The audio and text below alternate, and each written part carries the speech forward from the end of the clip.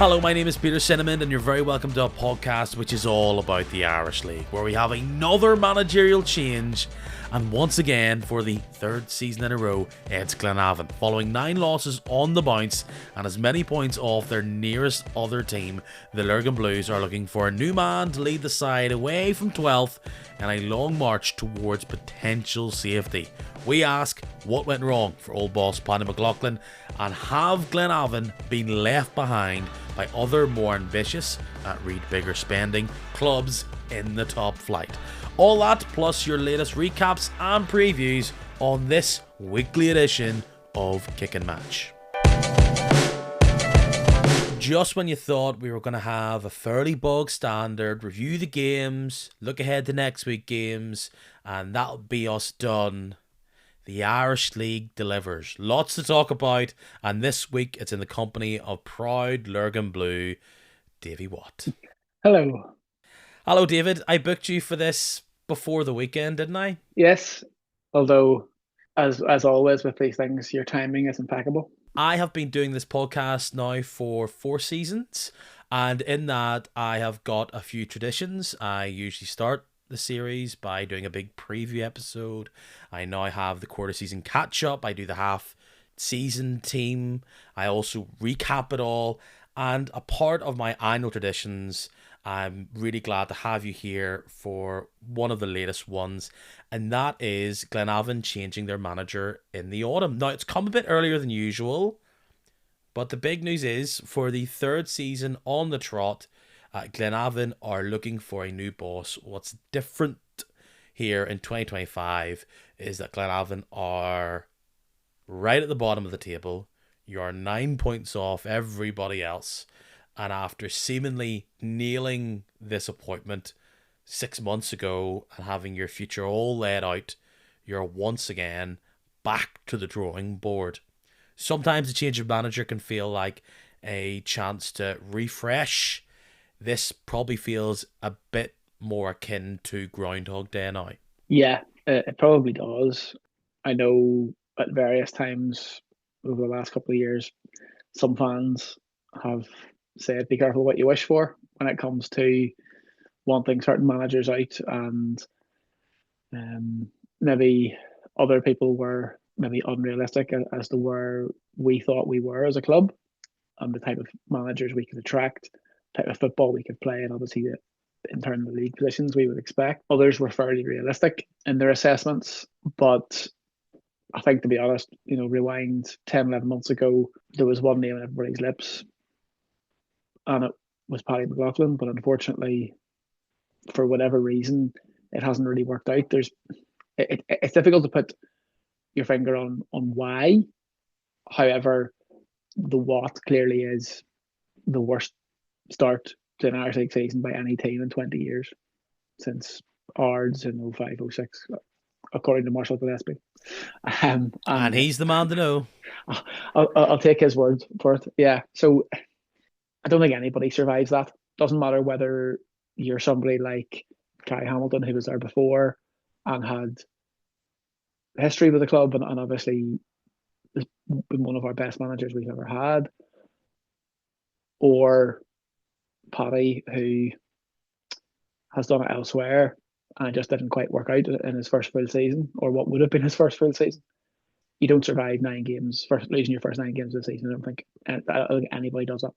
So yes, Paddy McLaughlin is no longer manager of Glenavon, the former Cliftonville boss, who was one time a part of the Derry City coaching setup, who left Cliftonville to take on that role. It didn't work out.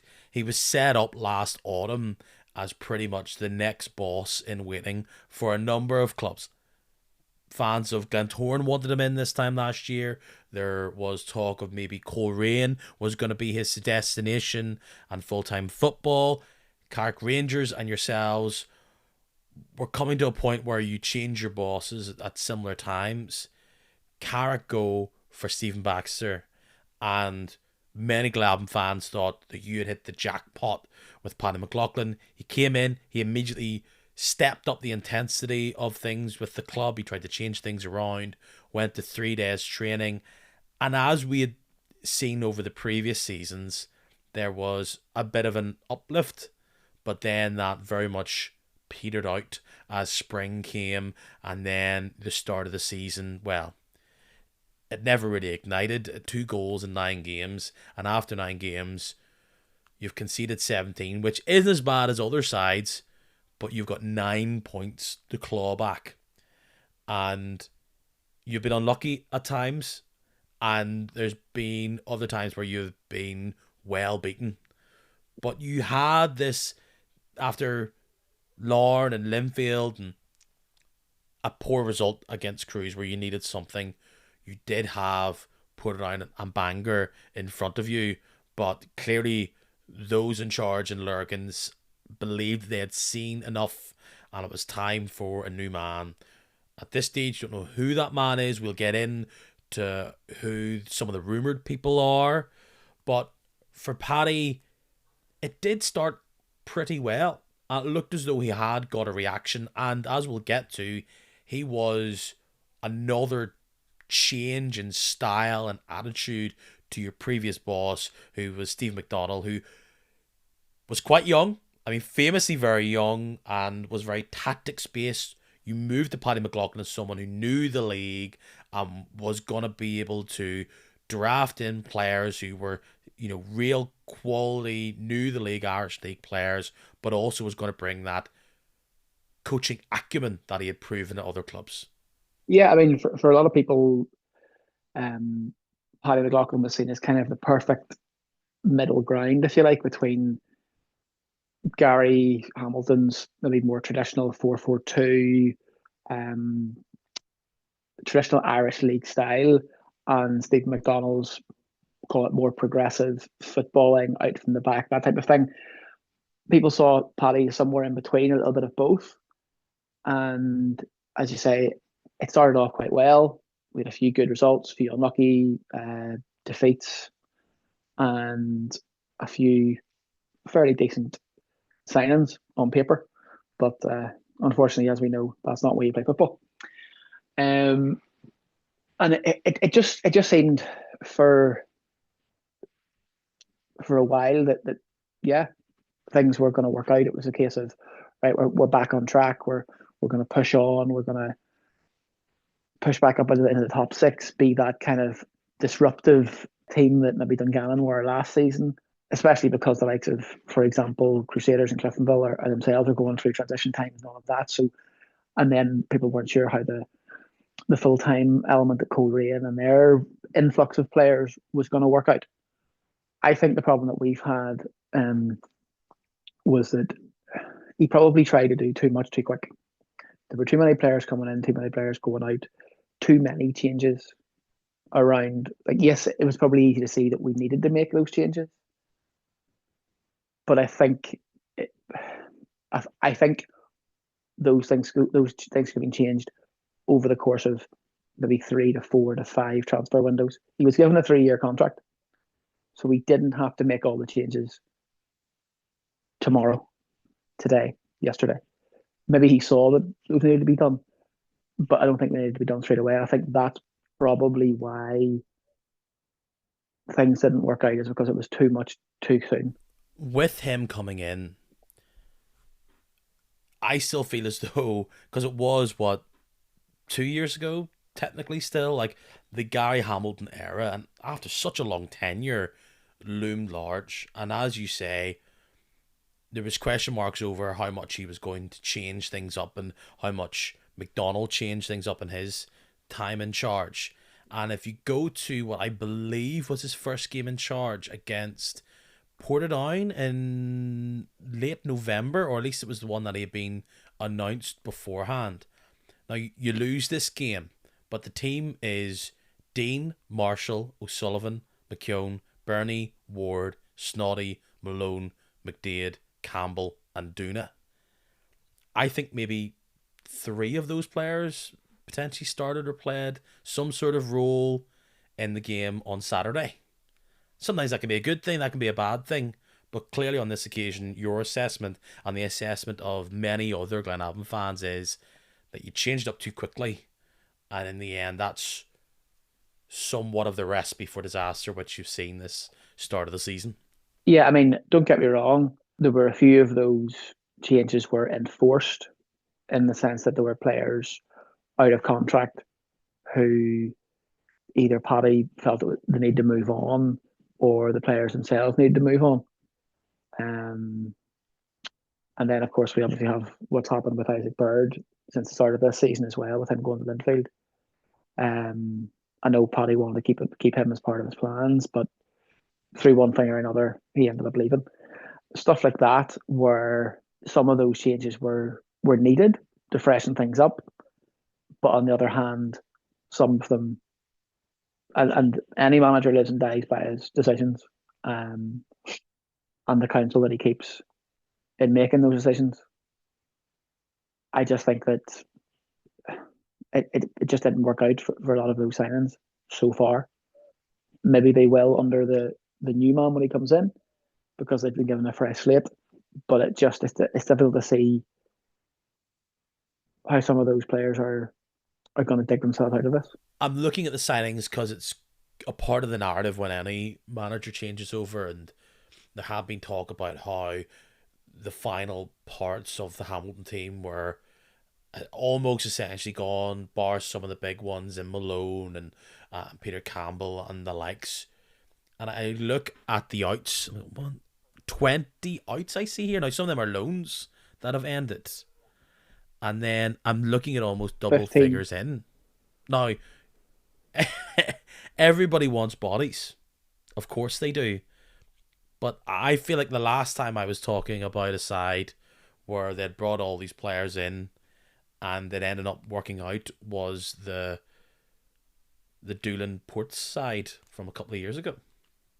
Now, I think the side has far more quality and far more Irish League experience. But if we're looking at trends in the Irish League, when we look at next summer and January, I think it's safe to say that if you're not an established top 3, 4, 5 team, and we see huge swathes of changes, we'll go. History tells us in the Irish League that is not always a good thing. Oh, and I think sometimes change for change's sake isn't a good thing. Are you suggesting that that was the case here? No, I think what happened was there were a few. It was an opportune time to clear out some of the older players. Now, unfortunately, some of those older players actually have gone on to other teams and seem to be doing quite well. Speaking personally, I don't think a few of them should have gone. There's two or three there that I would definitely have kept. Some of the younger players as well, I wouldn't necessarily get rid of either.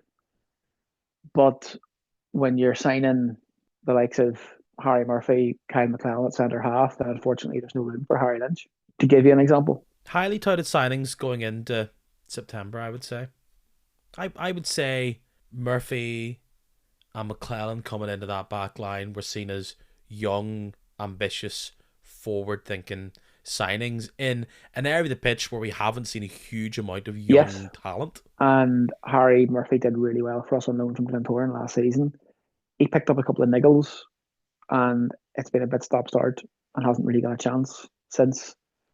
Kyle McLellan's been also in and out of the team a little bit as well. It doesn't help, and I think Coach alluded to this several times. Paddy said it as well. We haven't got a settled side for various reasons. Unfortunately, a lot of those are injury reasons. You know, a niggle here, um, a bad one there, a suspension here, uh, stuff like that. I mean, it's it's it's difficult to have any sort of momentum if you're not playing at least 7 or 8 of your team every week. And through lack of form or lack of availability, through injury or suspension, as in the case of a couple, you're you're having to make these changes, and it's difficult then to plan week to week. Because you're trying to manage some players' minutes and you're trying to maximize the impact against certain teams and change your style a little bit to suit tactics. Um, and unfortunately, at times we've been fighting with one arm behind our back, especially with Peter Campbell starting this the season relatively unfit. Unfortunately, though, the players that have come in to play to cover for him haven't been able to step up yet. I don't think that's necessarily a slight on them or their ability, because I think that actually, to give you two examples, Steve Mallon and Corey Smith as wingers, I think are two of the best wide signings that we've made for a very long time, since possibly bringing Peter in himself. And unfortunately, Stevie's been carrying a bit of an injury, hasn't played much football since this time last year, and is struggling to get up to the speed of what's required in the Irish League at the minute. And other players haven't really been able to get going either. And that sort of, like, don't get me wrong, a lot of the players, when I talk to them or see them on a week to week basis, they are disappointed in their own performances. But I think even some of them think that there's been far too many incidents. I think the situation Glenavon are in really highlights how competitive the Irish League is now, and just how cutthroat it is, and how realistically it's not a situation where there is 8 to 10 excellent teams and then there's a couple of teams on the edge. You squint at a team who is 11th and you could see them almost at 5th. We saw a touch of this last year, and I think we've seen a bit of the lower part of the top half and the bottom half of the league almost get into this schism, the scrum of very similar qualities where they have their strengths and their weaknesses. And if you're going on a great run, those strengths are highlighted and your weaknesses fade to the background. But when you're in a situation like Glenavon are in, all the weaknesses that are going to be there for a team that doesn't have a full-time budget come to the fore, and you don't see the quality that perhaps they have, or put it down to Ghana Swifts and Bangor, and let's even include, Crusaders in there and Carrick. Well, Carrick's they've played 7 games, but let's take those 4 teams. Are they really 9 to 10 points better off as a team 1 to 11 than Glenavon? No. I don't think any of those sides would look at Glenavon going, we don't need any of their players. I think they would very happily take on a number of the players throughout that squad. I agree. I think there is a problem where even someone like me, who's seen Glenavon a fair bit over the past 12 months, maybe not a huge amount this season, but when I look at it week to week and I try and cover them on this podcast, I don't think I could tell you who your strongest 11 is. There's lots of players that I like, but based on form and just overall shape and strategy, if I was to guess Saturday's team, I don't know who that would be based on pure strength. Do you go 3 at the back? Do you go back to 2? Who's the 2 strikers that you play in? Is it better to maybe have a bit more solidity in midfield, or do you keep the wingers? It's a team that I think looks really good on paper, but on the pitch, it just hasn't worked. Could it work? Should it work? It absolutely should. And I think 2 years ago, maybe even last year, this side of Glenavon wouldn't face the problems that they have this year.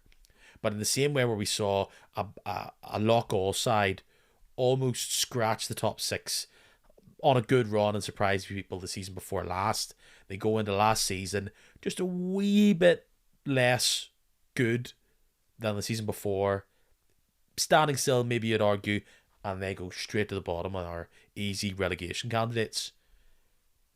Glenavon took 1 step and maybe other teams just took 2 forward. Potentially, yeah, but I mean, even these as an example, even last season, we couldn't beat Loughgall. Well, that's a regular occurrence for Glenavon, and we'll leave the Loughgall who do to the side, frozen pitches and all. But I think the thing is, we have historically punched above our weight in a lot of respects. We've also been seen as the Irish League's retirement home in by various fans. We have also been the producers of some of the best young talent the league has seen. which I always thought was a very It's an interesting interesting paradigm. You have juxtaposition. some of the very Isn't it? Isn't it? Glenavon Old Boys has-beens who still are winning and fighting and doing very well, whilst also producing some of the best young talent who I think have shone in the league for the past 10 years. And as been said on this podcast previously, I think you were just 5 years too early because you were almost out of the goodness of your heart. You were saying, "Go on ahead, player X, Y, and Z. You go on and live your full time dream or big team dream." Meanwhile, if that was happening in 2022, big guns, big money, incomes, new players, and you could really build the club. Just unfortunate. yeah, you're probably right in that respect. But at the same time, unfortunately, we have to produce those young players and unfortunately sell them to keep going as a club. Obviously, the ideal scenario is we produce one Chris Atherton every couple of years. I do think we have another one coming through at the minute in Ben Wilson, who unfortunately is out injured. That hasn't helped. I think he's an absolutely amazing player. Um, Luke McGarrigan coming through as well, broke through at the end of last season. He's been unlucky to not be involved more this season. And then obviously Paul McGovern, who was signed I'm surprised you didn't say him first. from Newry. I think he was a bit overshadowed by his brother John doing so well last year. But I do think that he has the potential to be equally as good. Different type of player, well, definitely. But I mean, he's a small, wiry sort of boy, but he can out jump 6 foot plus defenders consistently. He wins headers that he has no right to win. He wins free kicks off centre halves and fullbacks, and he's dangerous all the time. But that being said, last season the three of those players, all at 16, 15, 16, 17, whatever, you can't be, or you shouldn't be relying on your 16 and 17-year-olds to either pull you out of or win you games. And I think that that's where maybe the rest of the boys need to look at themselves and say, are we, yes, these boys are potentially not going to be here in a couple of years because they're so good, but I've got to buck my ideas up here as a player here because I can't be outshone by a kid. Yes, some of them are special, but I've got to do my job. And I think that there's a few players this season that haven't put their hand up that maybe in previous seasons have. And I'm not sure why that is. That's the thing for the new manager to work out is what makes some of these guys who were ticking like clockwork tick again. I think 9 points off other rivals, more than one rival as well, is quite stark. But when you look at it result by result, the 9 games that have been played, some of them, and particularly near the end of this stretch, they've been bad results. But you also must look at it and go, on another day, you're getting a result against both Ballymena and Carrick. It's not how football works. It's not like you were banging down the door and a team with 10% possession stole a goal against you. But, those games could have went slightly different. You're talking maybe 2-3 points popping up there. The Korean game, that red card, a massive matchup that you had there with Dungannon when they were pointless. You get 2 red cards, then the first half an hour or so of that game, and you're done. That then it impacts the games moving forward because you're without 2 main defenders and there's injuries there. That then puts you out of sync. Like, is this still happening if there's 5 points on the board for Glenavon? Maybe so. Potentially, But you do have maybe some of the easier games in Portadown and Bangor coming up, which then highlights even further why you need to change things up before those games come and go and you're in the same position. yeah, I mean, it sort of has got to the stage where, and in a way, it's a good thing that there's 3 teams sitting on 9 points because if a couple of those teams have a few bad results, you're catching 2 or 3 of them. You're not just trying to overcome one team above you. There's a couple there that, because we play them all. We play Portadown, Bangor, Carrick, and Dungannon in our next 4 games. And I've no problem in saying I think we need 10 points from those next 4 games. some people will think that's very ambitious. 100%, but it's the reality. Unfortunately, it's where we're at. We need to get at least six, but the ideal scenario is 10, because that then gives whoever the new manager is some sort of foundation and a bit more to work with than just here, mate, keep us in the league, will you? Because the thing that nobody's really mentioned is that once you get relegated, not only do you lose your Premier League status, but you lose your elite academy status.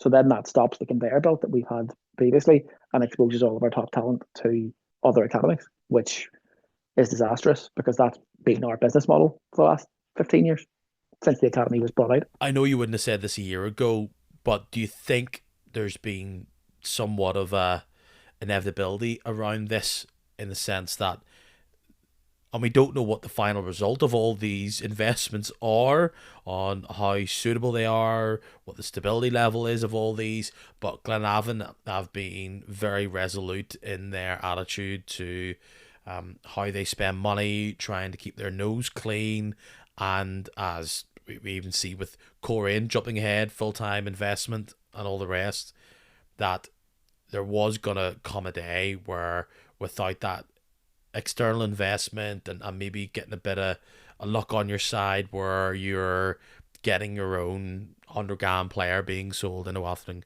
goes for a bit of cash, but as in that. But all of that money went to the academy. None of that went to the main club.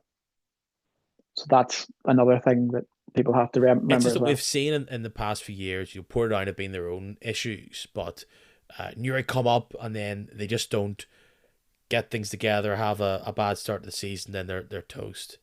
Loughgall in a very similar position. There's a situation where the likes of Glenavon, Portadown, Dungannon Swifts, Carrick, and you've got a Bangor, and maybe Crews might fall down there, and even Ballymena in recent times, where you're one half a bad season away from relegation. Because Ballymena just scraped through, Portadown have been down, Dungannon, as much as we remember what they were like last season, they've been very lucky not to be relegated in the past 10 years. Crews are in a new world, Carrick are progressing up the table, in that essentially a bad start in any season and you're at risk, no matter what your pedigree, no matter the quality of the players that you have now compared to previous seasons. This is just one of the roll of the dice that you have with a club that can only invest so much. Yeah, the thing is though, the amount of money that we've invested in the last 12 months, I would say, is equal to the amount of money that we invested over the previous 36 months, 48 months. And I think that was in itself part of the factor. Like nobody really had mentioned it, but I know I had several conversations with people outside the club saying that Paddy's under more pressure than people think because it's got to work. Because yes, obviously you have that turnover where players are leaving, but the amount of money that was invested in the players that came in, in some cases it used to be we'll get rid of one well-paid player and bring in two players on his wages. It was we'll get rid of 5 players and bring in 7 or 8 on more money. Now, I do remember having several conversations with Gary about it, about the quality of players that were available versus what those players want, and maybe Gary's reluctance to pay some of those players was justified. But at the same time, I think that some of the players that we had lined up previously that didn't work out because of wage demands might have been worth investing in at that time. And again, some of the players that maybe Paddy has brought in, maybe they haven't been worth the price tag yet. Doesn't mean to say they won't be, but that's the chance that you take when you're signing these players or you're negotiating with them. And I think that, like you were saying there about the different things, maybe I am slightly biased, but I do think that you look at our squad, it's better than the vast majority of the of the teams that you mentioned there that have struggled, the Newry, the Loughgall, the various port sides over the years that have, since they've had their troubles after Ronnie left. I do think there's more quality in our squad than any of those previous ones. But again, is that maybe a false perception in that that's looking at the Irish League as it was maybe 3, 4, 5 years ago? And the actual quality at the top of the league, there's not the same trickle down that there used to be. It used to be a case of you'd have those players at Linfield, Glentoran, Larne now, Coleraine now, who are maybe they don't get doesn't quite work out for them. But what's happening now is because they are not from Northern Ireland or from the Republic of Ireland, they're going back to England and Scotland. They're not trickling down to the other clubs in the league. So I think that's part of it as well. That's an entirely different conversation. But I do think that the overall standard, like you were saying, within the league has increased.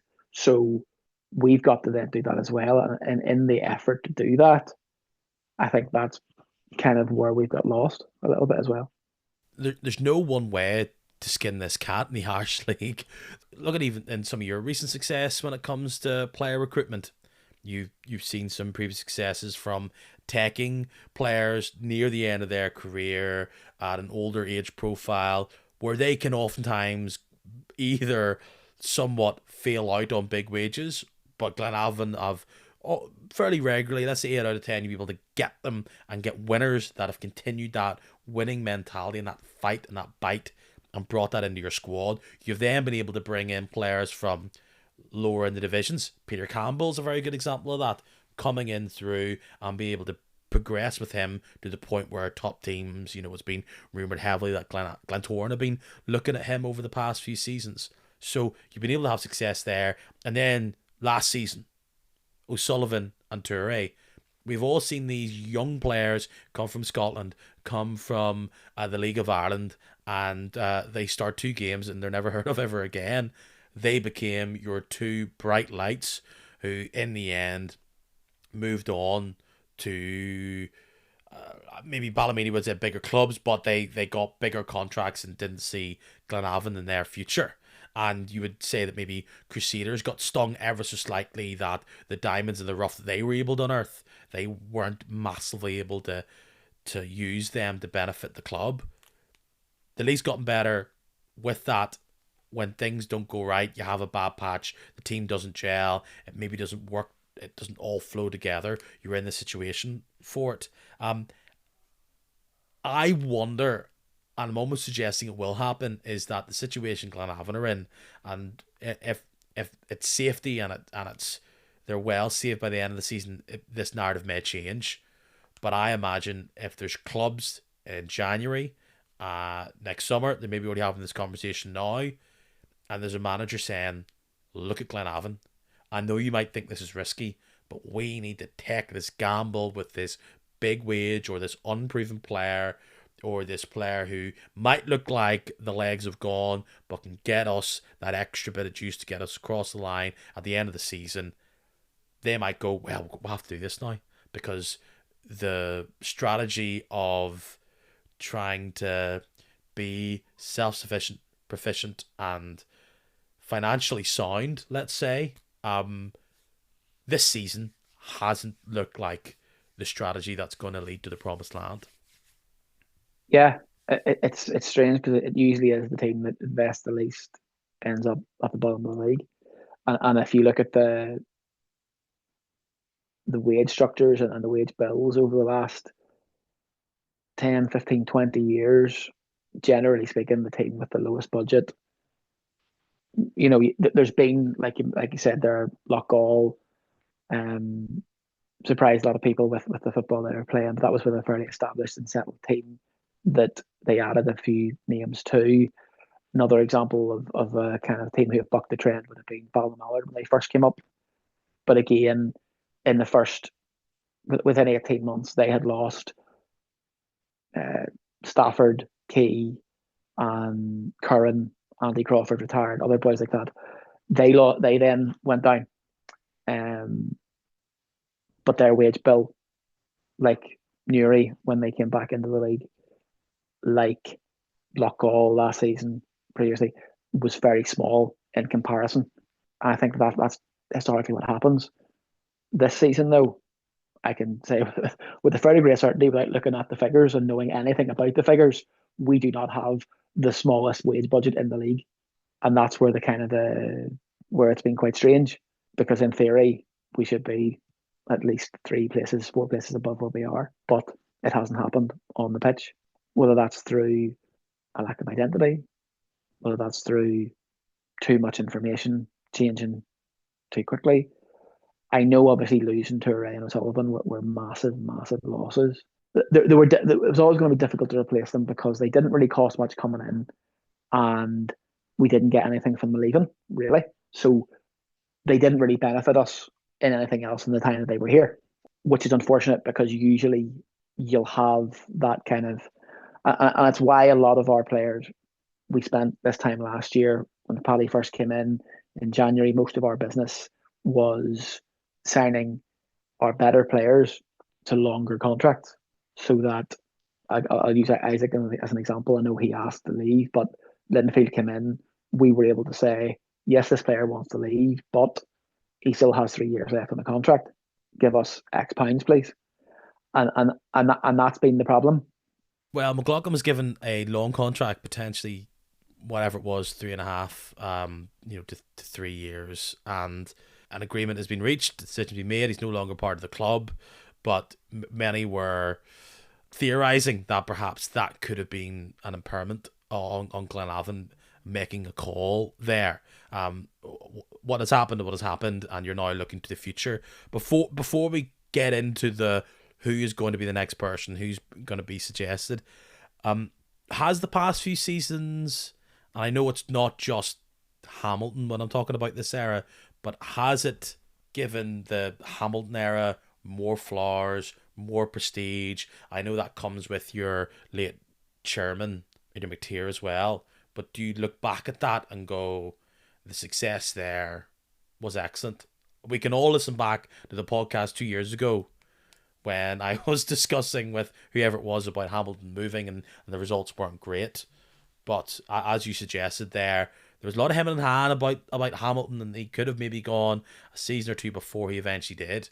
But does his years, and you're talking about the Irish Cups and the success in Europe and finishing third and all the rest, I'm sure that must feel like a very distant place. It does. It feels a lifetime ago in some respects. But the squad that we had at the time, in comparison to the rest of the league, we had a few cracking players, as I said, and a few boys that maybe hadn't done the business at other clubs and had points to prove. I'm not sure how many of the current crop of players fall into those categories properly. I think the whole Hamilton era was the whole is greater than the sum of the parts, and that sort of thing, where the team, the squad, the togetherness, like anytime you walk into the changing room, it was generally buzzing. Now there were obviously exceptions to that over the year. Not every dressing room is always everything's rosy, but they won together as a team. They celebrated. They lost together as a team. They hurt. They fought for each other. Gary, I know, is a firm believer in 1v1s. If you're better than the player you're playing against, you'll win the game. And everybody obviously harkens back to the whole thing about Andy Doyle playing against Molde and having Erling Haaland in his pocket. That's a prime example of that sort of thing. If whoever was playing up front, Owen Bradley, Kevin Braniff, Guy Bates, anybody else, if they were better than the centre half we were playing against, 9 times out of 10 we were winning that game. How do we have that? How do we keep that feel whilst not lose? How do we keep the identity of the club without losing our status as a Premiership team? Can we do that? That's the question. I think you've highlighted just how important recruitment is in this league. We've spent a lot of time here talking about the players coming in and how they haven't really reached the levels that are required for Glenavon to be a mid-table Irish League team. They've got plenty of games to prove it. I mean, 9 games played. There's still 20 29 or so games still to go. So you got plenty of games, you got plenty of matchups. You potentially got Portadown and Bangor 4 more times. So it's clearly in your hands. It's just where you are. And it's interesting because nothing maybe highlights the change in the Irish League over even the time this podcast has been going, and the way the full-time teams has had an influence on the status of this league, quite like Crusaders facing off against Glenavon in a bottom of the table relegation style showdown. Two teams that feel very far away of where they were a couple of years ago. Long-term managers gone, still picking up the pieces, some would argue.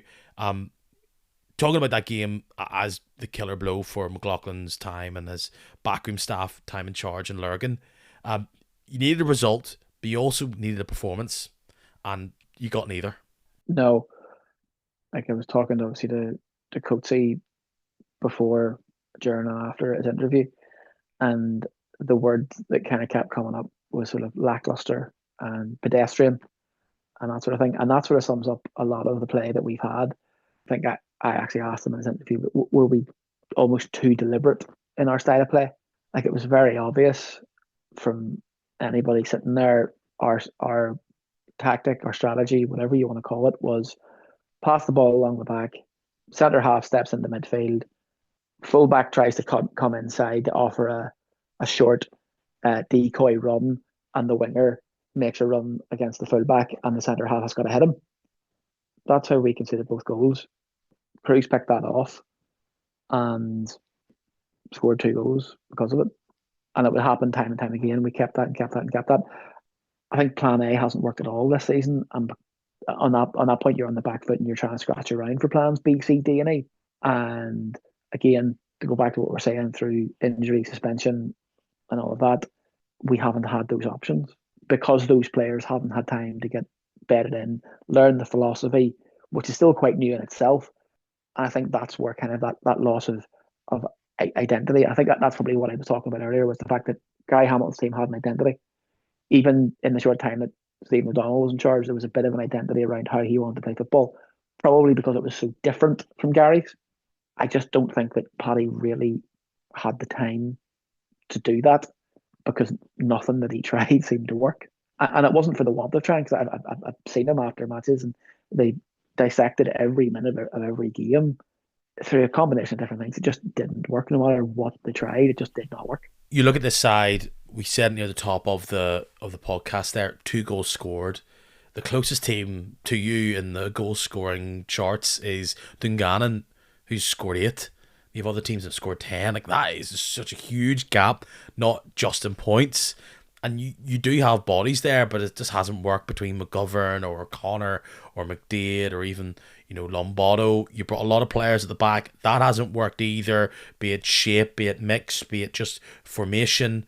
And the worry is that you're going to struggle to score goals, and no matter who you bring in to work on X's and O's, you have experienced players, you do, but do you have the real calm heads that's going to really take this team and lead this team to some really big battles that you're going to face against other teams around you? Because even that Crusaders team, there's plenty of young players in there, and they look to be the complete antidote to you. They were fast, nippy, moving into space, but you still have the likes of Jonathan O'Rourke or Tuffy or even players that haven't really done at the top end of this league, but Lloyd Anderson and Curtis Forsyth.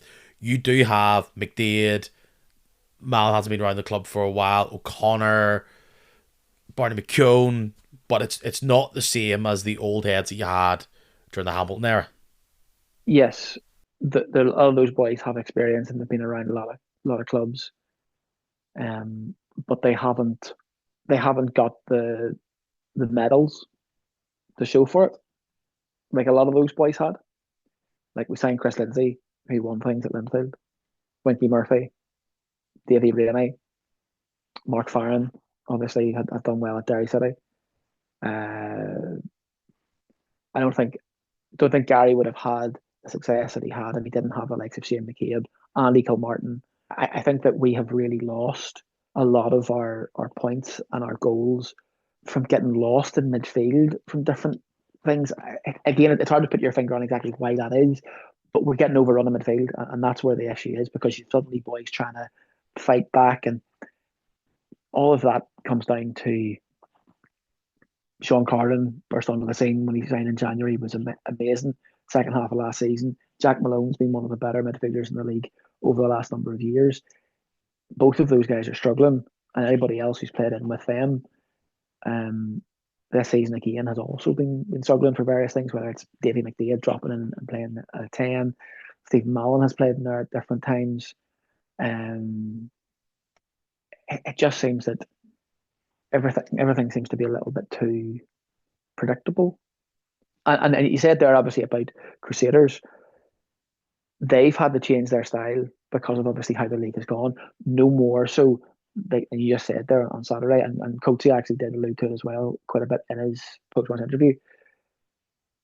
The Crusaders team that maybe a lot of us would be more familiar with would be that kind of pseudo hatchet men, that not maybe not as you know blood and thunder as the Roy Walker teams and the teams that got them the nickname, but they would have been very robust, very strong. They would have, again, like I was saying, they would have won their personal battles. This was a much more fluid, well-oiled machine, and obviously Declan Cadella is starting to really instill his philosophy on that team. Like I looked at them and went, "That's not Crusaders. That looks like Crusaders under 16s," because they were all small, technical players. We then look to the future of the club. Is it going to be new age tactics? Is it going to be someone with a bit of experience? Again, there's been lots of names touted out there, from the likes of Dean Shields, even to Hamilton returning. There's been a few names that I think have been talked about a while, even before Paddy McLaughlin was no longer boss there in Lurgan. I mean, the one that stands out to me, who I think has been a Irish League boss again in waiting, is Owen Kearney, and a club with the prestige of Glenavon, the history of Glenavon, and what they have done. You could see as a nice kind of pairing with him to try and rebuild himself.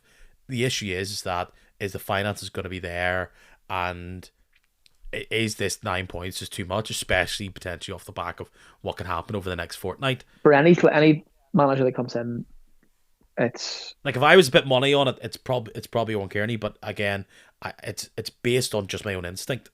I was going to say, By yeah, that's not what I'm hearing, but it has been put out there as an open application. There's nobody there that they have lined up. There's nobody there that is an out favourite. There's nobody there where they've said, it's not a smoke screen or a decoy saying, we'll put this out here, but you apply and you'll get it. There's nobody in that category at all.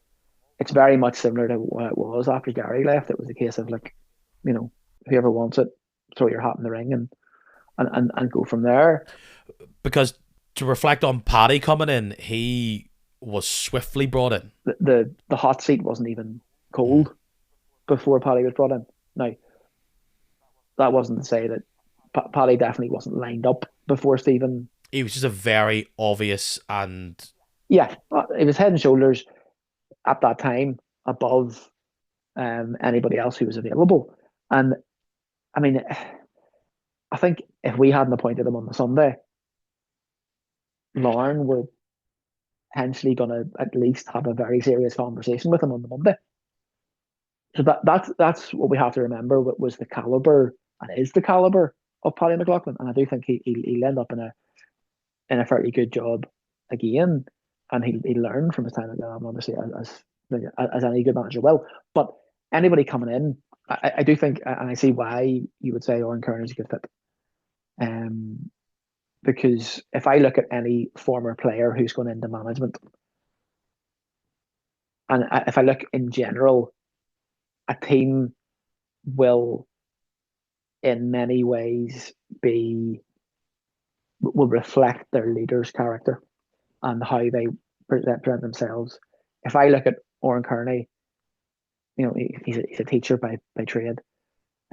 He brings that into his coaching football, very methodical, very, very forthright, very, again, how he played football, no nonsense, good midfielder, solid midfielder, who was a linchpin in some of the Linfield teams that won the league at the time. He is a winner. So yes, absolutely, I can see why that would be an option. But I don't know whether he would want it, in the sense that is it too big a risk for him? I think he makes less sense in just where you are within the league, as in I don't think he is suitable or would want to be in a situation where he is playing championship football next season. You're not there, but it is clearly one of the outcomes for many sides, but is one of the outcomes. And I think after 9 games we can say you're in the box seat Oh yeah, for it, unfortunately. and you have to, it's not like you just happen to be technically 12th. You are sitting on the seat and in 29 whatever games that is going to, the drop is going to go, and you need to get yourselves out of it. And you sit there and go, has he done this before? Is he the right person for it to do this? And do you want to be in a situation where it hasn't worked out? Let's all split and then do this all over again. So I'm not saying you have to look at someone who's prepared to be a championship manager, but you somewhat have to have that as your potential possibilities. Where, well, I guess if you get relegated, do you still want that manager in charge? We don't know. You talk about Owen Kearney. Another manager he's about is Dean Shields. But I haven't seen many Glenavon fans shout for them. I mean, by Gray has come back into the news ever so slightly, just talking about his own recovery. Obviously things didn't go particularly well with Newry, but health complicates that. And for him, would he want to go back in? I'm sure he might. And I mean, that's at a really nice level for him if he was to come in. I don't think I think we just crossed the Hamilton thing out. Yeah, I think that's I know Ballymacash hasn't set the world on fire, but I mean, it didn't particularly end brilliantly last time, very much so. and perhaps I don't both think parties are in a different place. no. Gary's Gary, and I don't think he likes to go back too many times on things. Now, don't get me wrong. If things were to change significantly over the next couple of years, and he was needed, and it was a good opportunity for him, would he come back? Possibly, but I Bit of don't work think to be done. yeah, on both sides. I still think there's a wee bit of healing to be done on both sides from the way it ended, and there's maybe too much of the same personnel who are involved behind the scenes at the club for Gary to reconsider that. So that's probably the best way to put that. So that you can tick off David Jeffries, unlikely until he randomly appears somewhere. It looks as though his managerial career is done, unless he decides it isn't. So it's really hard to predict him anywhere else. Well, for a lot of people, and Stephen Baxter as well said he wasn't really interested in anything, and then Carrick came Well, on. I think the Carrick So, thing's working out well for him. So it's not. oh, it But is, yes, but my point is, never say never. The other side of that is, and it's only a thought, do you approach somebody like David Jeffrey and say, look, a few months. oh, you've got till the end of the season. Either way, we only want you to the end of the season so we can confirm our league status. At that point, we have a different conversation. If we stay up, we have a different conversation where if you want it, then we can look at a longer term contract, or again, you can walk away at that point, having kept us in the league and be part of the succession program, help us to find somebody else. Or do you then go and give somebody who is, and I think this is why they've worded the statement around the expression of interest the way they have, in the sense that they're looking for somebody who is potentially even to come in as a player manager. So somebody who is towards the end of their career, somebody who knows the league, another Gary Hamilton, if you like. All these are on the table. I've seen Michael Connor being talked about. He's had his brief time around the club. I mean, yeah, people said Potentially Stuart good King, option, yeah. maybe if he wasn't on the market, if he wasn't off the market, let's say. But again, it feels like he's in a project there at Newry and would be stepping into a difficult situation and probably needs to, rebuild his reputation as Paddy McLaughlin will be looking to do. I mean, it's a wide breadth. You even have, I'm Murthy's father being talked about, but again, he's got a job there in Loughgall. I don't think you want to be paying fees. Maybe a couple of seasons ago, Dean Smith, but again, just the way the Loughgall ending happened, I think perhaps it's just not the right time or the right place for him to come in, despite maybe having a CV that would have been Glenavon appropriate in previous years. So, the wild card for me is someone like Tommy Stewart, who isn't really being talked about for many jobs, who spent his time out in Sweden. He's back out there at the minute. This feels like an ideal transition into the Irish League where you're taking on a big club. You can kind of work with somewhat of a budget. If it doesn't work out, no skin off your nose, and probably might not be a bad candidate to get you roaring back up if you were looking at coming back. But again, he may have his own ambitions. Yeah, I mean, Tommy's a good lad. Known him outside of football for a while and stuff, and I think he's fairly happy in Sweden, from what I hear. He's fairly settled there. He's enjoying what he's doing, and he's enjoyed kind of flying under the radar a wee bit, like you're saying, establishing himself at that, in various couple of different clubs. And I don't know whether Glenavon would be this current Glenavon would be the right job for him to come back for. But personally, I would welcome it, and I think it would be very good. But I don't think it'll happen. I don't think Lee Feeney's going to leave the Bangor project after all those years either. So, what's most likely then is that it's potentially the next Jim Irvin, the next Gary Hamilton, whoever you want the next Dak Goodell, whoever, whatever player you want that to be. Now, is that a player from one of the big sides? Perhaps. Is that a player who's recently retired and they could still do another year but take on the club? Perhaps. It's just not very clear. I don't think it's any of the Chris Lindsay's, Annie Waterworths. I know they both have connection to Glenavon, but they've got such a high-end job within the Northern Ireland setup. They do. I think with the IFA changing their stance on allowing their coaches to also coach in the Irish League a few seasons back, that rules out the likes of Chris. But I think he's perfect for the job, because I think when he went to Dungannon, yes, it didn't work out for him for various reasons. It was his first real foray into management. But when he was player coach, I think that was when he left, that was probably the start of the decline for Gary and at the end of his career as the manager. So I think Chris would be a good one. Do you go as far as, if you're going to go with the affiliation with the club? A lot of fans have said that we should be considering and encouraging Andrew Doyle to apply. He has badges. Whether he has enough of it, I'm not sure what badges he has, but I wouldn't be totally adverse to that. It says to me that it's going to be a very interesting search, and whoever comes out is going to have a very big task. And all the conversations that we've had there, I think, just highlights that this has been a very tricky couple of years for Glenavon, perhaps just readjusting to life of where they are. I don't think they've thrown all their money trying to live with the Joneses, but also in turn, I think it's proven that unless your investments do come off, those bets come, those lottery tickets come in, you can be left in a difficult position. We'll talk a bit about the games moving forward, because there's a lot on the line really for Glenavon moving forward. But I said last week there was a situation where every result could go against Glenavon, and they did. Portadown go up to Cliftonville and they win. Now, Cliftonville without Hale, without Addis, without really a number of players who made this team a League Cup winning side last year, but as the games go on, form is just completely lacking.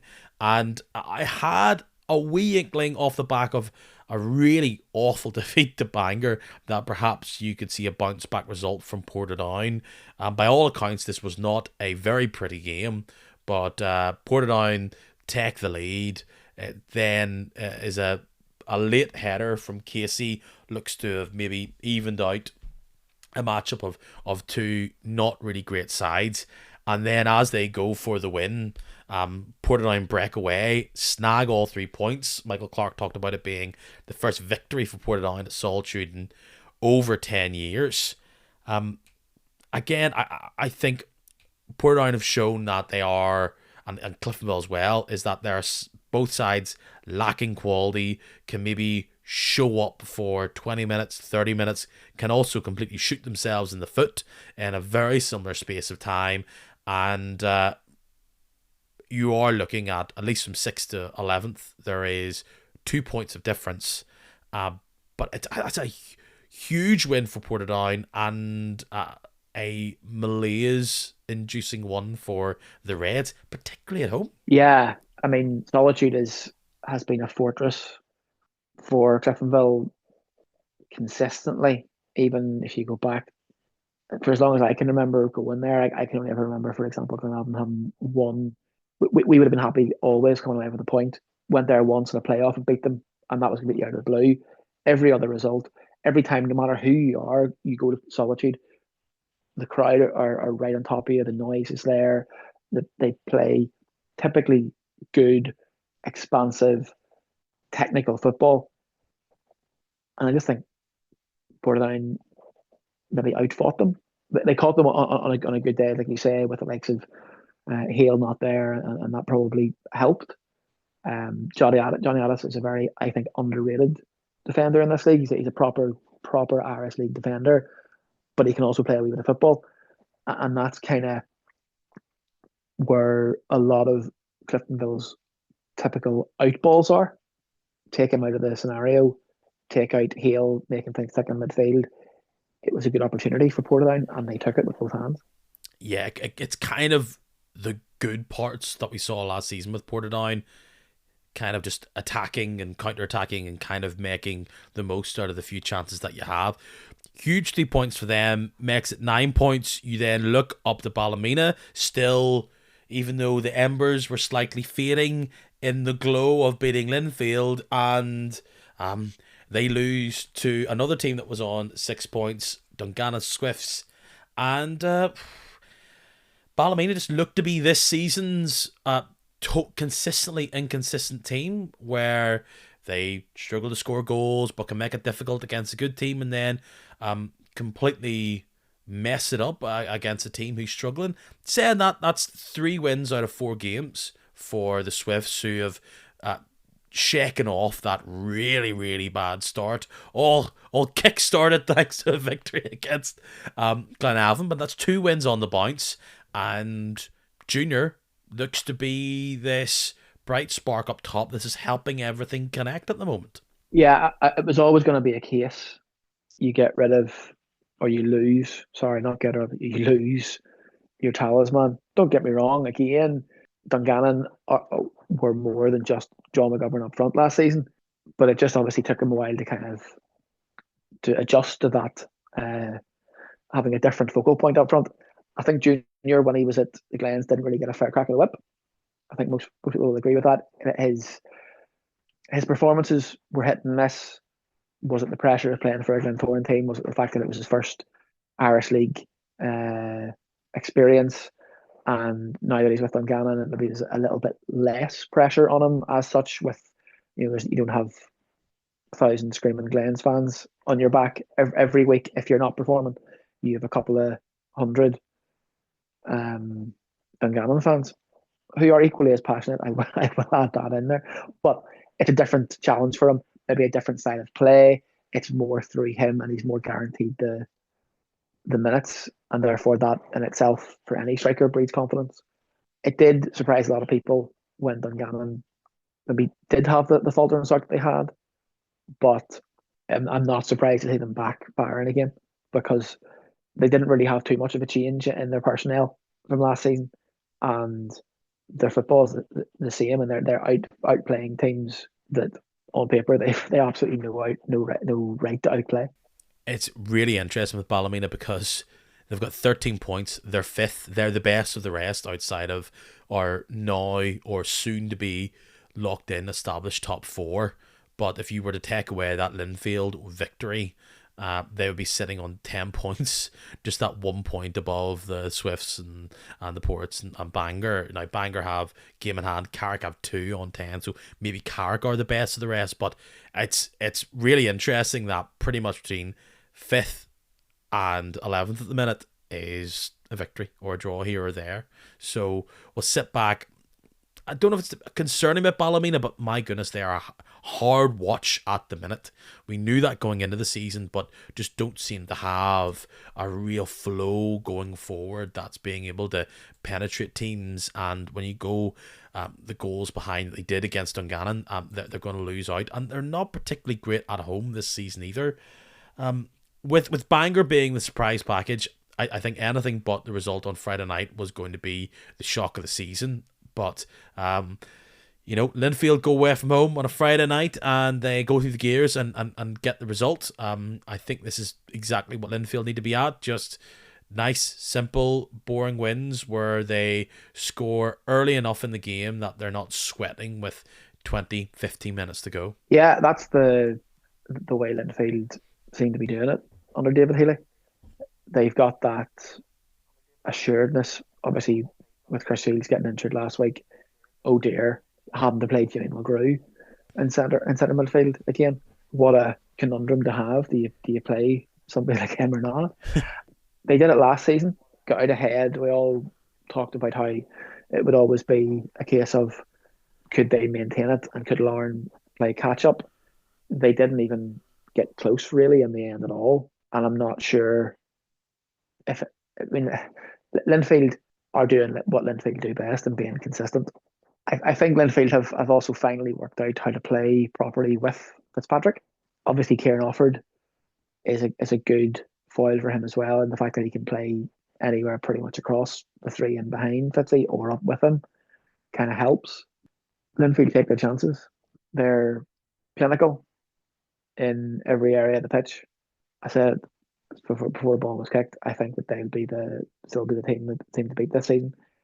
Although there are definitely 2 or 3 others that will push them maybe harder than Larne were able to last year. Well, Larne looks as though they are going to continue that run. Obviously, we didn't get a look at them this weekend due to waterlogged pitch in East Belfast, ruining what was going to be, at least ahead of time, the matchup of the weekend.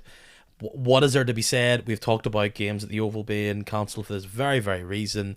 The money's on a conveyor belt. Eventually, due process, whatever.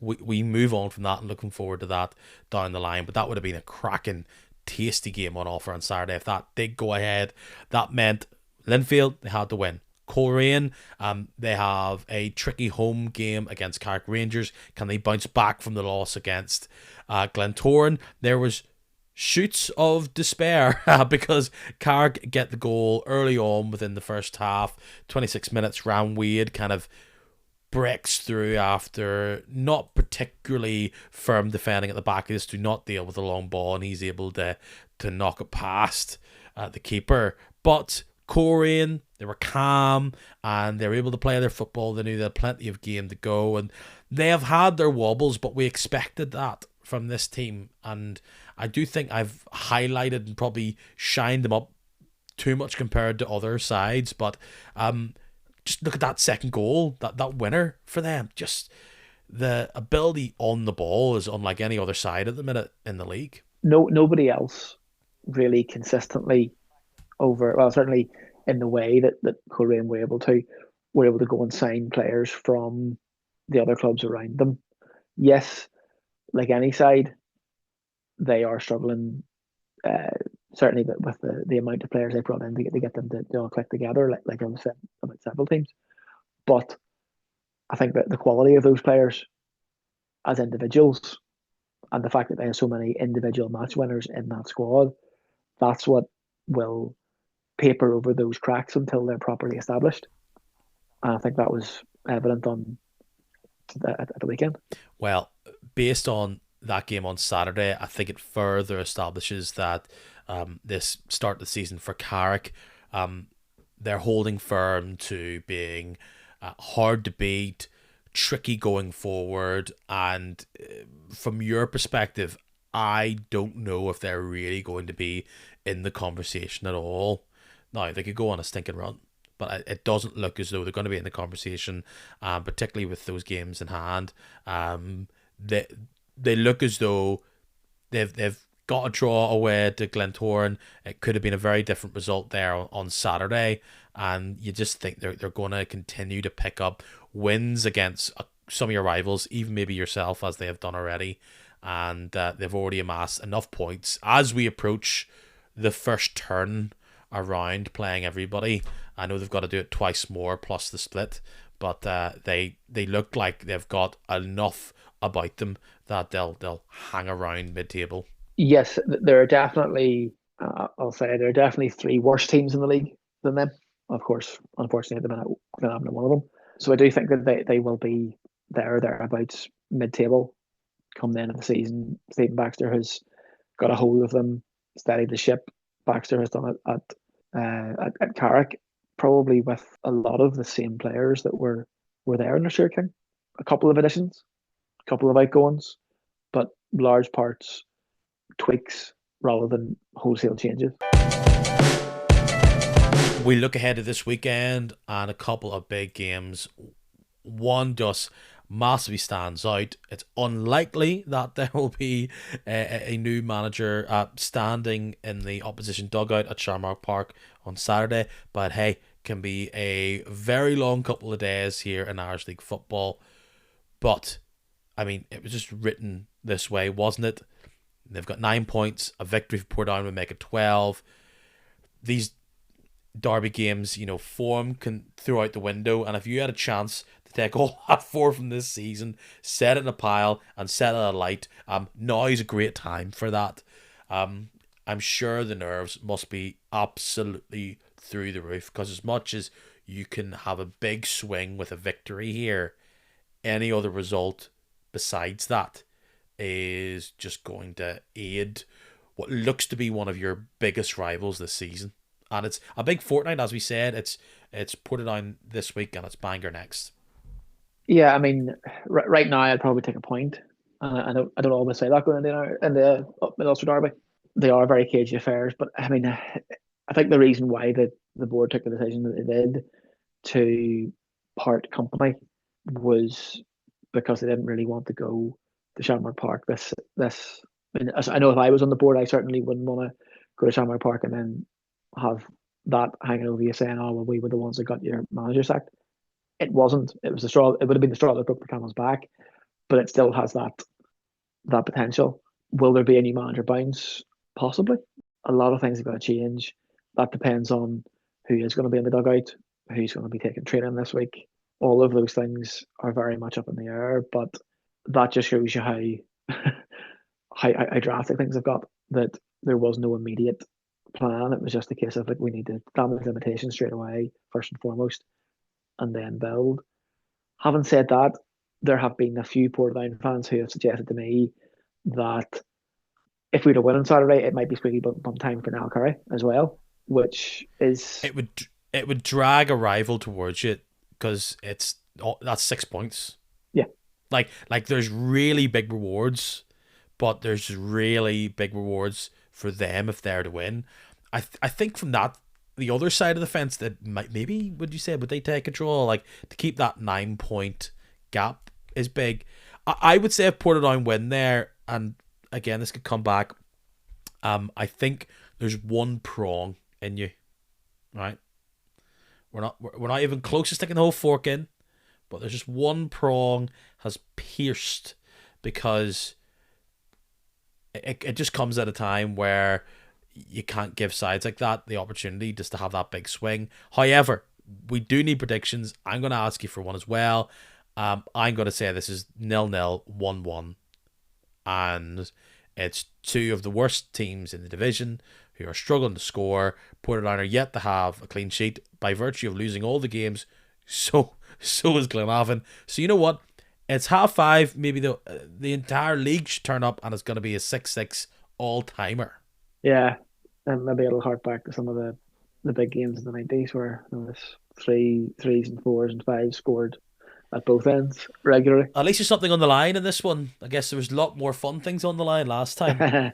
Yep, there certainly was. No, I would probably agree with you. I think 0-0 more so because both teams struggled to score rather than two teams having very good defenses.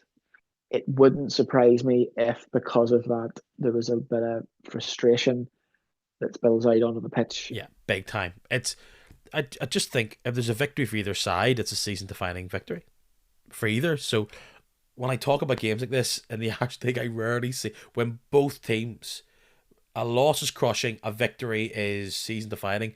I rarely see either of them grab the brass ring, which is why I'm saying it's a draw. But we could see a last minute goal either side and ruptures in mid Ulster.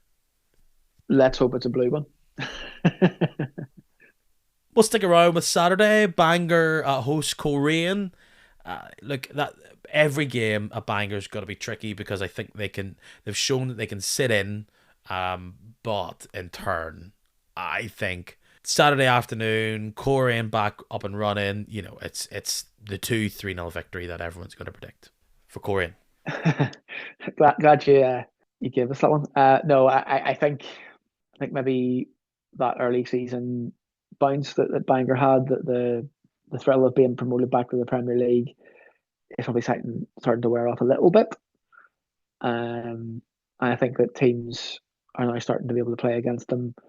They're struggling a little bit, and as we're saying, Coleraine are starting to click a little bit more. So yeah, I fancy Bangor to score because I think they've been quite good. Like Bellatrix is very good. Um, very, very good. And they did well to tie him down to a long term contract. That was a very shrewd piece of business. I'll go 3-1 to Coleraine. I really, really, really like Carrick Rangers winning against Ballymena at Taylor's Avenue. It wouldn't surprise me. Again, another sort of derby match to a degree. What are we calling this? I haven't got a name for Carrick Rangers against Ballymena United. Sort of the Mid East Antrim derby. It's not their official derby because obviously. No, it's not. But it's still very much it's more like the it's Irvin more like insertion. I guess the Jim Irvin derby. Well, by all accounts, I don't think he's going to have a particularly happy day there. I think all of Ballymena's struggles to break teams down, they're going to be up against one of the hardest teams to break down.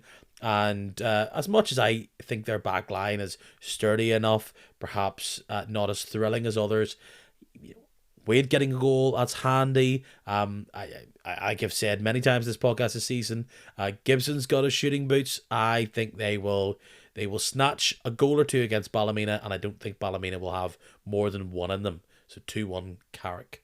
And what a victory that would be. It certainly would. It would be very much of a statement win for Carrick. And Ballymena have to, I say come good, like we were saying earlier, that they're fifth and all that, but that they haven't been scintillating to watch the way maybe you would expect with some of the signings they've made. But I do think that they have to kind of properly click at some point. It wouldn't surprise me if it was on Saturday. But as you say, Carrick sit in and play on the break a lot of the time. It's a difficult one to say. I'll go for a 2-2 draw. The Swifts host Larne, which was like a bogey fixture for Larne over the past season and a half. They miss out one game. They go to Dungannon. Saying that Larne have been able to win out, even despite the fact that Dungannon being on their uppers last year. There's just something in me says this is 1-1 and that the Swifts will get that goal and Larne may not really struggle to score, because I think with all these players that they have, the running ability to be able to take the ball from one part of the pitch to the other with their feet and just drive at back lines, that's not exactly the type of team that Dungannon want to play against. I just think they'll be resolute, and maybe Larne will be caught cold, so I'm going to go 1-1. Yeah, I still have nightmares about the last time Danny Wallace played it. I remember Danny Wallace playing it in the park for Glenavon. He's obviously come on quite a bit and has probably a more suited team to play with him. That wasn't entirely his fault. That was just a poor overall performance. But I do think that Larne have been frustrated by the lower teams this season. Yes, they played good football and they've broken certain teams down, but it's taken them a lot of effort in some cases that they haven't steamrolled teams the way they maybe have in the past. So I do think it'll be difficult. The fact that it's at Stangmore rather than Inver, I'd say Larne just about maybe 2-1. I think that's fair, and it's probably the most likely result of all of that. I think it's just about can Lawrence start early, and get off to a good start. Yeah, the Swifts are definitely improving. We go to Friday night. Two games being played there. First one, the non-TV game, Linfield against Crusaders. Crusaders are dealing with a situation where what is their 11? They've got all these attacking bright sparks. The bright sparks somewhat end there and filter out as you go backwards through the team. And I think up at that big pitch at Windsor Park, having played a couple of teenagers against Glenavon, I think Linfield will win this fairly handsomely. Yeah, I have it 3-0 as well.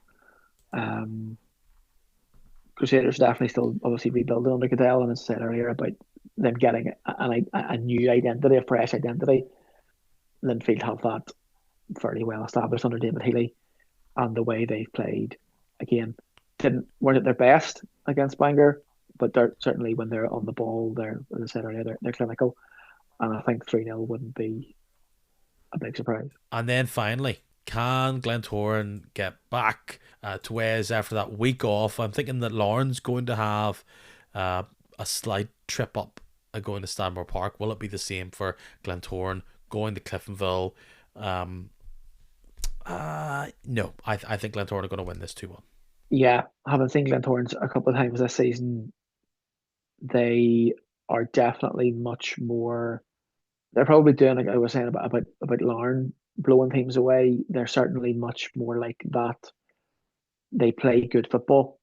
Glen teams over the last 10, 15 years have been much more physical teams, more about, again, winning those personal battles. Whereas the Glens team that I've seen this season is certainly more about outplaying teams as well as outfighting them. And I think that's not a good combination when you consider where Cliftonville currently are. Yeah, tough year. And I think that, yeah, I mean, Cliftonville unfortunately are in a position where they had quite a few really good players, but unfortunately some of them were on loan, some of them got picked off by bigger sides across the water, and obviously some of their players are coming towards the end of their careers as well. I just think that it'll be too much for Cliftonville, and that having lost the battle against Portadown last week, I'm not sure I can see them bouncing back, and I do think it could be another 3, possibly 4 even. It's for Glentoran if they have a shooting boots. Yeah, I don't. Look, Cliftonville have frustrated teams. You know, they got that draw against Larne earlier on in the season by hook and by crook, I would argue. You know, missed penalties and all. They are familiar rivals to Glentoran. It's in their home patch.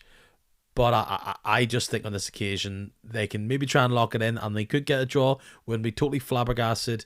But until I just think Saturday kind of shows that they don't have the real threat going forward. They're going to lose the possession battle quite significantly, and with that, by hook or by crook, they just do not have the real defensive stoutness that they previously had. And I think eventually, some way, somehow, the Glens will win. Might not be pretty. Hasn't been pretty all year for the Glens. Doesn't matter. What's looking pretty right now is the table. So 2-1 there.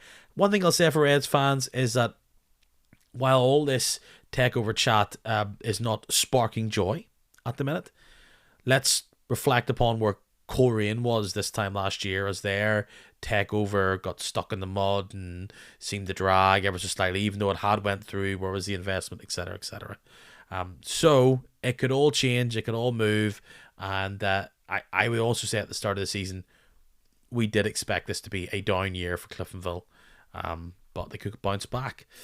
It's a weird one, Dave, because there's a lot of teams who are not feeling as good as they used to, but clearly, that's the way football goes. There's ups and there's downs and all the rest. So we're almost close to that quarter season catch up where we can reflect on every team.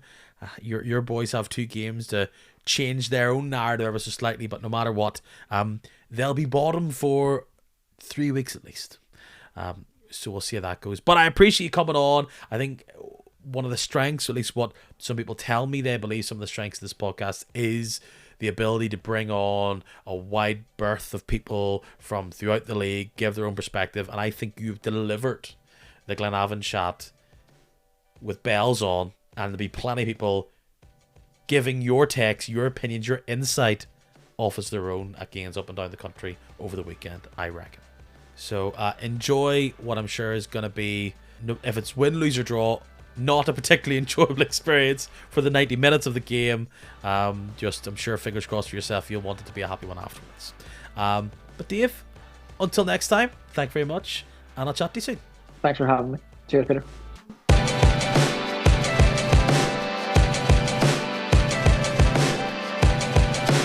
don't know if you can tell, but my nose, it's a stuffy. It's there. It's giving me jip. It's pretty much taking over everybody, and you know me, I'm sick about 7 times a year. So tick off. There's your first one.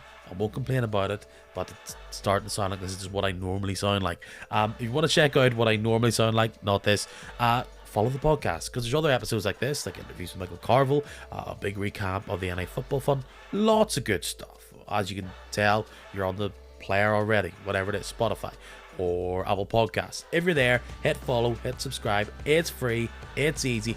There's hundreds of you out there, and it means as soon as I pop out a podcast, you'll get a little notification saying, hey, it's up, and you don't have to flick through and refresh to check that it's there. So thank you so much for checking me out. Thank you so much for listening. I'll be back, all going well, next week. Till next time, tally ho.